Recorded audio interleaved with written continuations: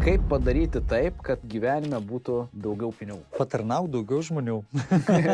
Tas, kuris nueina po žingsniuką per dieną ir naudojasi galimybėmis visada pagal savo vertybės, tai jisai nueina labai toli. Dėl to rekomenduoja pasirašyti paprasčiausiai savo naudas keletui dalykų, kurie yra bendri visiems stambiausiams pasaulio milijardieriams. Pirmas yra, kokia nauda tau yra daryti tiesiogiai arba netiesiogiai verslą, kuris tarnauja vis didesniam skaičiui žmonių. Sako, pasižiūrėk tu į bet kokius milijardierius, jie tarnauja milžiniškiam skaičiam žmonių. Antras yra efektyvinti ir poliruoti to verslo efektyvumą, maksimizuojant pelną. Tai antras žingsnis - pasirašyti savo naudas, kaip tai tarnauja mano vertybėms, jeigu aš nuolatos gerinu tą verslą ir nuolatos jį, kaip sakant, poliruoju tą jo maksimizuodamas jo pelną.